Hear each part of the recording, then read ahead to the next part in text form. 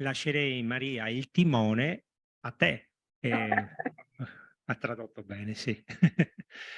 Bene, Thank you. prego Maria, grazie. Thank you for giving me the pleasure to be the captain of this event for some minutes. First of all, I would like to thank Consulato di Grecia for giving me the honor and the pleasure to follow this perfect introduction into the area of Aegean archipelago and all these very, very meaningful points that he has raised, from demography to shipping industry. And as an introduction, I would like just to add the notion, the dimension of climate change and the impact upon the islands, and especially the case that we became hot spots of climate change, first of all, of the level of the sea and all this. So it is demography, it is the environment, it is the climate change that describe a different situation, a unique situation that we feel and we realize every day on the islands. But I have the mission to guide you, to navigate you to the Greek waters, and my ship is going to be an initiative that became a measure, and this is the island transport equivalent. So give me some minutes to share with you my presentation, and while my presentation is going to be uploaded, I'm going just to add that for the last 50 years, the Greek-owned shipping is on the top of the world. So we have a very strong past, present, and we believe future. And it is not by coincidence that I am talking about ships. Ships and islands are building what we call the islandic identity of our country, and both of them share some common characteristics. But for our case, today, I will keep, and I will stay on the islands. I'm not going to navigate. Okay, now you have the chance to visualize the Greek archipelago, and also that gives me the possibility to invite you to Aegean and Ionian Island. I am positive that the majority of you have already visited the islands, but also this is an opportunity for myself to add the places where University of the Aegean is situated. It is not only Rhodes, the famous Rhodes and Syros, but also Samos, the island of Pythagoras, Chios, where I'm now and where the School of Business Studies is situated, the cradle of Greek shipping, and also Lesbos, and at the Limnos up on the north. So, and then I could say I'm not going to give more time on this slide, just to say that we are in accordance with what is already said about the decline in GDP, dependency on tertiary sector, high unemployment rates, and high percentage of work at risk. So we could say that we share the common characteristics of the most of the European islands, and to be more precise, the islands of Southern Europe, because as already mentioned, this is not the case for Scottish, Swedish, or Finnish islands. So we could say definitely that we share common characteristics.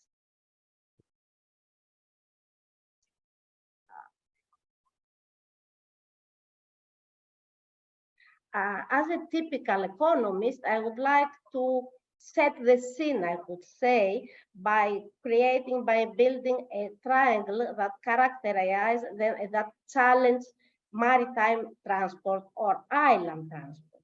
We have, in terms of market structure, cost, fixed, sunk cost, and at the same time, in terms of traffic, high seasonality, and that creates a big problem.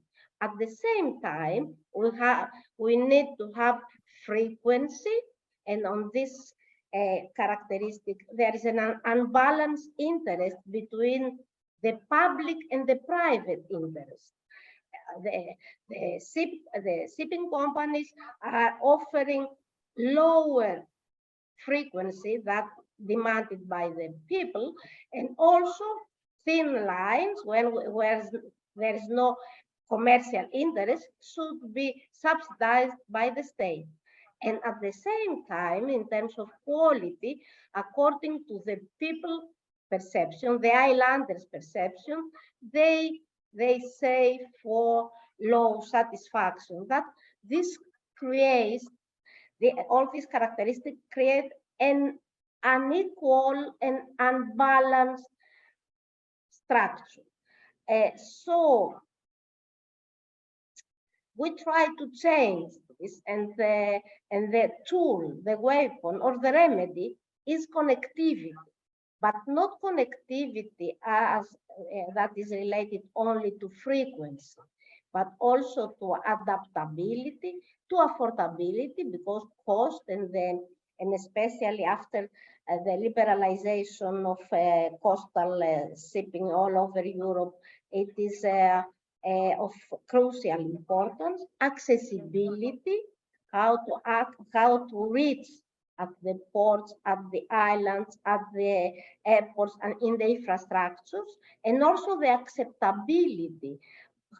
Talking about the public service, as Consulato has already mentioned, we should safeguard acceptability. So all this environment constitute the mission and the vision of overcoming barriers like the cost and the seasonality, and fulfilling issues like frequency and quality. It is very well known that for talking about policies and for transport, the tool that it is acknowledged by many years are subsidies. So in the case of Greece, we have dual subsidies, direct subsidies as a compensation for shipping companies, and recently indirect subsidies like the island transport equivalent for the residents and for the small and medium companies. So direct subsidies are closely related with the thin islands. We call thin islands the islands where there is not private commercial interest to serve. So there is a call, there is a tendering process that calls companies to express their interest for ensuring a minimal number of ferry connections where there is not a commercial interest. The budget is augmented from 90 million euros in 2010 to 130 million for 2020, an increase of 45%. And the minimum requirements and everything, all this system is closely related with the frequency of itineraries. No more provision for any other service. For commercial lines, we have also some public service obligation, and the main is that the all year round covering of the line. and also the money that it is foreseen by EU regulation. And this is a case, a unique case, where host state rules governs the regulation and not the flag state rule, which is the case for international shipping. And also, especially the all year round service creates cost, and I could say as an economist, sunk cost, because of the seasonality and of the fixed cost of the vessels. So this create a barrier to entry for the market, but at the same time, it ensures the territorial and the social cohesion of the country. Recently, in 2018, there is an initiative for treating the islanders with indirect subsidies, where there is a type of indirect subsidy where there is a rebate on every ferry or airplane ticket. There is an estimation that is based on the distance, but also on an equivalent bus ticket value, and also the number of the island's residents. There is a special provision for small islands. They have advantage, and also it was foreseen for an annual number of ferry tickets per beneficiary on each island. So there is a measure that is based on the distance, the relative bus ticket, but buses that are used for transporting young students to the school, so it is accepted by everybody. But because this measure was part of a law, so it was passed through the parliament. So we need to persuade also the MPs from the mainland. So this was a point that was accepted by everybody. And also there is a similar measure for commodities, and especially for small and medium companies that are for handicrafts and services. So the idea is also, and I could call the island transport equivalent as a smart measure, because it is not only for indirect subsidies. By organizing it as a smart policy measure, also we are collecting data, because everything was organized on a single number for each islanders. So and then they receive the money through their bank accounts. So at the same time, the possibility of collecting data was a big challenge and opportunity to redesign through data. I could say a data evidence for this policy, so that gives us the possibility of implement it and then evaluate and re-engineer or redesign. So this was also a very interesting output of this policy. And I have the opportunity, I would say, to run a big research for 2 years ago for 18,000 users And I thought that it was the most interesting part from my presentation, to see the characteristics, the demographics of the users of the ITE, the Island Transport Equivalent. And you see, it's typical. We know that mostly the young travel more. So accordingly to this, we have one third of the participants of this survey were between 36 to 45. It is typical, but also have a good distribution among different ages. The level of education, it is not typical, I could say, but we know that the graduates are more eager to fulfill our questionnaires. By this survey, it was the first time that we realized that this measure gives more benefits to middle class and low class people, as you see. So in terms of social cohesion, we realized that this measure succeed on this point. And the beneficiaries, we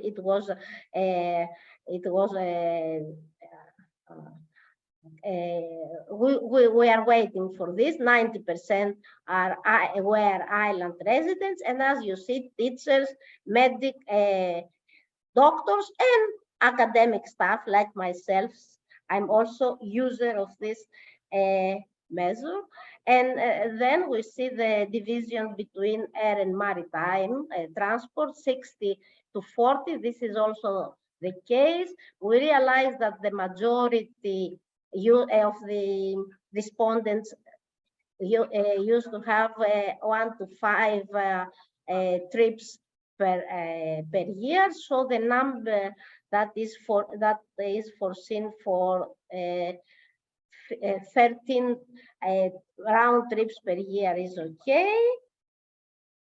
And we see that all in one, that this measure supports mobility.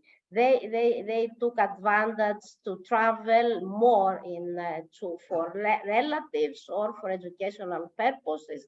So we see that the IT supports mobility. Mobility was of primary importance for this. We see that definitely strengthen the local economy, the island attractiveness, and it is not so much, there is not a great impact upon the attractiveness on young people to change the place where they live. So IT also applies to air transport, as I mentioned, to fuels, and there is a potential, and it is studied for strategic cargos and for private cars. There is a big debate for private cars, because taking into account the carrying capacity of the islands. So there is not still the case for private cars. So as I mentioned before, the lack of data and the outdated data, and also the absence of a regular monitoring process, which is not the case only for Greece, but to the best of my knowledge, to all the European countries. We don't have regulatory authorities, as is the case for transportation, for telecommunication, energy, postal services. So by this smart measure, we managed to collect permanently data, and it was on the willingness of the government to take advantage of this and to organize a most coherent and integrated monitoring system. So to wrap up, connectivity is not the availability of transport, but also reflects the current state and the prevailing conditions of an island, not only in terms of transport links, but also mainly to the developmental potential. So the lessons learned by the implementation of ITE gave us the ideas of reviewing and redesigning the minimum islands connection requirements, as well as the optimal islands connection network, to examine and implement joint or multimodal transport systems. And this is of big importance because now we are moving in all the transport to multimodal systems, joint ventures between port authorities and shipping companies as part of the multimodality and the digitalization mentioned before, and also establishing an islands transport organization in order to monitor, to implement, to monitor, and to re-engineer at any time this system. So data processing tools for business and for business intelligence systems, stakeholders consultation. This was also a lesson learned during the evaluation because we have organized a lot of consultation in many big islands or small islands, KPIs, and also education. And talking about education, I would like to say, and also I'm very proud that Islands Transport Equivalent is part of the Aegean University Pride, because we have studied and proposed to the government of obviously the implementation of Islands Transport Equivalent. Thank you for your attention, and I hope that I gave you the possibility to travel or to dream traveling to Greek islands.